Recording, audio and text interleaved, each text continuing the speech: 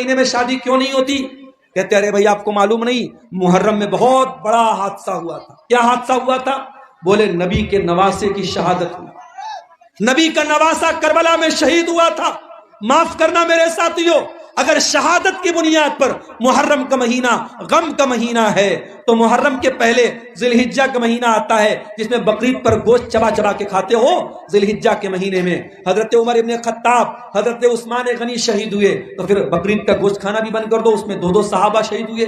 اگر محرم کا مہینہ غم کا مہینہ ہے تو رمضان کی 19 تاریخ کو حضرت علی جو حضرت حسین کے والد تھے اور نبی کے داماد تھے، نبی کے بڑے محبوب صحابی تھے، حضرت علی نماز کی حالت میں ان کے اوپر حملہ ہوا اور وہ شہید ہوئے۔ تو رمضان کے مہینے میں افطاری کرنا چھوڑ دو، سحری کھانا چھوڑ دو؟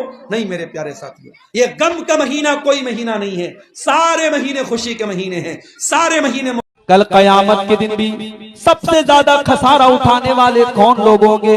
قرآن کا 15واں پارہ کھولیے، اللہ تعالیٰ فرماتا ہے سورہ کاف کے اندر، قُلْ هَلْ نُنَبِّئُكُمْ بِالْأَخْسَرِينَ أَعْمَالًا الَّذِينَ ضَلَّ سَعْيُهُمْ فِي الْحَيَاةِ الدُّنْيَا وَهُمْ يَحْسَبُونَ أَنَّهُمْ يُحْسِنُونَ صُنْعًا۔ اے نبی آپ بتا دیجئے کہ سب سے زیادہ خسارہ اٹھانے والے اور سب سے زیادہ نقصان اٹھانے والے کون لوگ ہیں؟ الذین ضل سعیہم فی الحیات الدنیا، جن کا دنیا کا سارا عمل برباد ہو جائے گا۔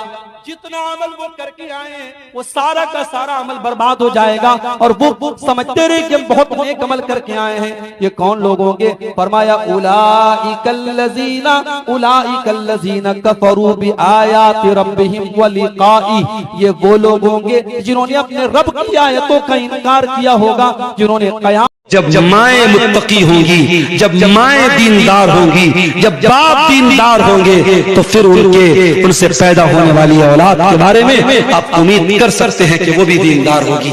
جب ماں اور باپ کے اندر حلال و حرام کا فرق نہیں ہوگا، جب ماں کو اس بات کی چنتا نہیں ہے کہ گھر میں جو پیسہ آ رہا ہے وہ حلال کا آ رہا ہے یا حرام کا آ رہا ہے، جب باپ پیسہ کمانے کے پیچھے اندھا بن چکا ہے اور ہر طریقے کا علم غلم سود بیاج رشوت حرام کا پیسہ گھر میں آ رہا ہے، اور اس پیسے سے جب اپنے بچوں کی پرورش کریں گے تو اللہ کے نبی کیا فرماتے ہیں کہ جس جسم کی پرورش حرام کمائی سے ہوگی فالنار اولا بہی، وہ جسم جہنم کی آگ پہ قیامت کے دن جہنم کی آگ میں ڈالا جائے گا۔ میرے عزیزوں، اپنے بچوں کو حرام کمائی سے بچاؤ، اپنے بچوں کو حلال کمائی کھلاؤ، اپنے بچوں کے بدن میں حلال کمائی کرو۔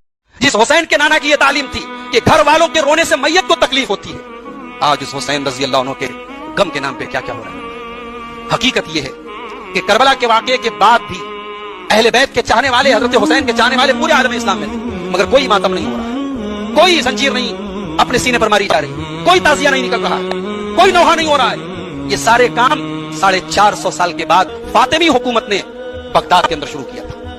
بغداد کے اندر 450 کربلا کے واقعے کے 450 سال کے بعد شیعہ اور رافضی مسلک کے لوگوں نے باقاعدہ 10 محرم کو جلوس نکالا اور باقاعدہ دروازوں پہ حضرت ابو بکر، عمر اور عثمان اور عائشہ کے نام پر لعنت لکھوائی، اور اس طریقے کی حرکتیں وہاں سے شروع ہوئی۔ ورنہ ظاہر ہے کہ حسین رضی اللہ تعالیٰ عنہ کسی ایک طبقے کے نہیں ہے میرے بھائی، حسین پوری امت کے چہتے ہیں۔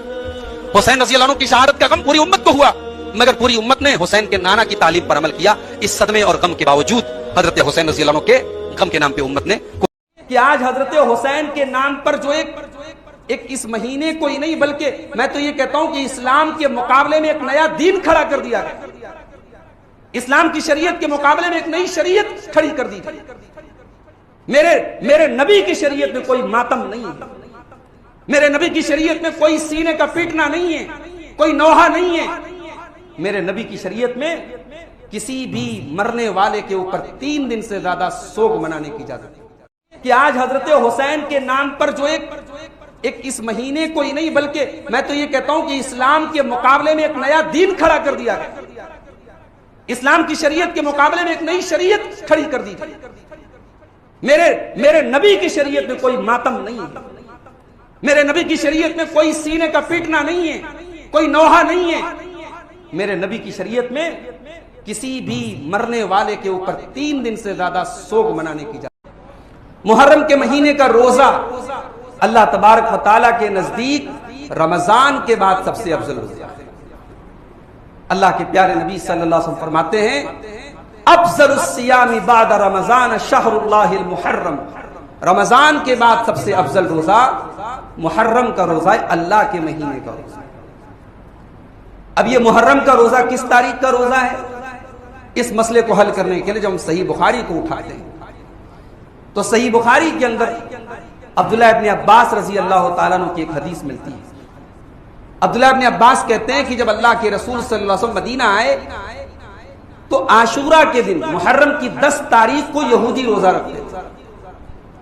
تو جب یہودیوں سے پوچھا گیا کہ تم لوگ عاشورہ کے دن کیوں روزہ رکھتے ہو، تو یہودیوں نے جواب دیا ھذا یوم اظفر اللہ فیہ موسیٰ و بنی اسرائیل علی فرعون، کہا کہ عاشورہ۔